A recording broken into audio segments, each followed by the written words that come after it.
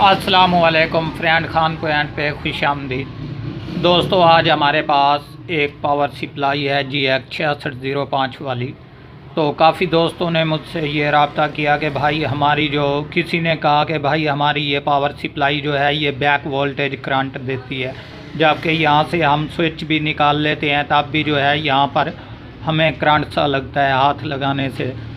या मिसाल के तौर पे काफ़ी और दोस्तों ने भी कहा है कि भाई हमारी पावर सप्लाई में वोल्टेज जो है सभी हैं लेकिन ये ऑन नहीं। तो इंशाल्लाह इसके बारे में जो है आपको मुकम्मल इन्फॉर्मेशन दूंगा। अभी ये मेरे पास पावर सप्लाई जो है ये ऑन पड़ी है, ये नहीं कि इसमें कोई प्रॉब्लम है। तो इंशाल्लाह इसकी मैं कंप्लीट आपको डिटेल बताऊंगा कि इस तरह के जो फॉल्ट और प्रॉब्लम है हमारे कहाँ कहाँ पर पड़ते हैं, और इसे रिपेयर करने में तकरीबन आपको इंशाल्लाह यूँ समझ आ जाएगी कि 5 मिनट के अंदर जो है आप टोटल ऑल टू ऑल जो भी फॉल्ट होगा यहाँ से निकाल कर इसको रिपेयर कर सकते हैं। तो दोस्तों चलिए वीडियो को करते हैं स्टार्ट। तो सबसे पहले दोस्तों आपको ये बताता चलूँ कि हम जब यहाँ पर वापटा वाले वोल्टेज देते हैं तो हमारी जो ये पावर सप्लाई है ये बैक वोल्टेज क्यों देती है, जबकि हमें शॉर्ट क्यों लगती है यहाँ पर कैपेसिटर पर।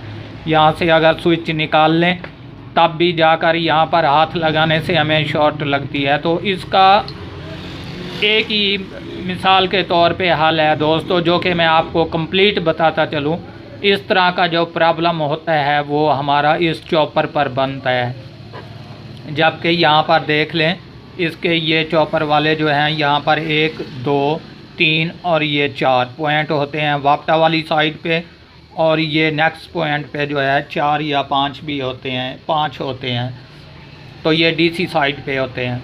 तो ये बैक वोल्टेज दोस्तों क्यों देती है, जब यहाँ से हमारा एक कोई ना कोई जो है यहाँ पर पॉइंट अंदर से डेड हो जाता है इस चॉपर का, ट्रांसफार्मर का, तब जाकर ये वोल्टेज जो है यहाँ पर आकर रुक जाते हैं इस कैपेसिटर पर। तो जिसकी वजह से जो है ये अगले पॉइंटों पर जा नहीं पाते वोल्टेज, और उसी की वजह से जो है यहाँ पर हमें शॉर्ट लगती है।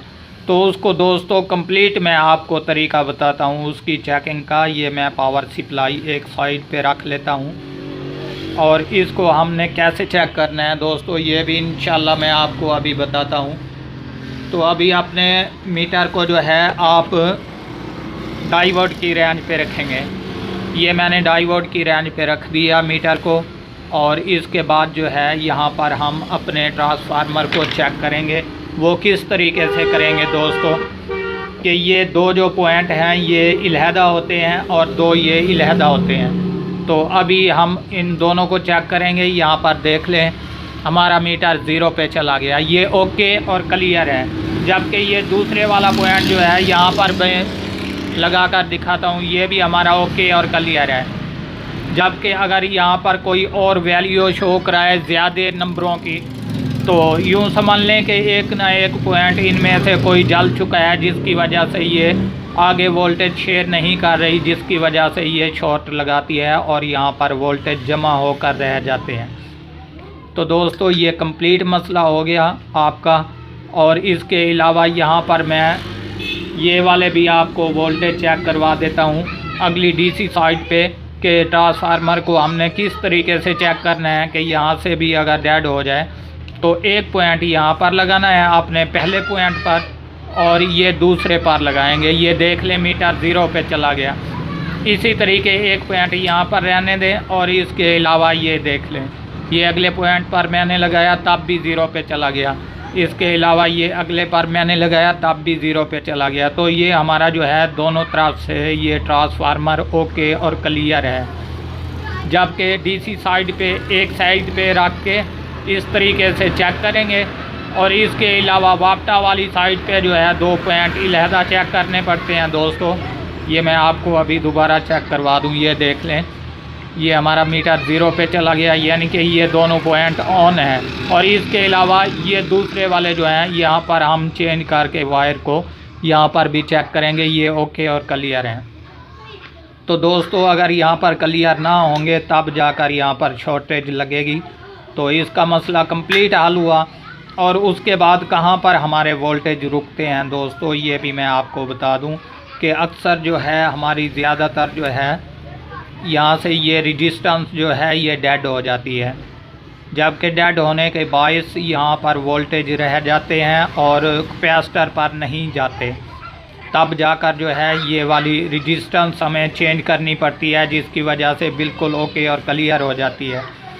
तो दोस्तों अगर बात की जाए कि इस तरह की रेजिस्टेंस ना हो आपके पास तो इसका क्या हल करना चाहिए। जी दोस्तों मैं अभी बताता हूँ कि यहाँ पर जो है आप बिल्कुल जंपरिंग कर सकते हैं। अगर इस तरह की रेजिस्टेंस नहीं तो यहाँ पर जंपरिंग करके आप ओके कर सकते हैं, बशर्त ये है कि जब डेड हो जाए, जैसे हम फ्यूज़ बॉक्स वाली जगह पर जंपरिंग कर देते हैं ओके हो जाता है काम, इसी तरीके से यहाँ पर भी हो जाता है।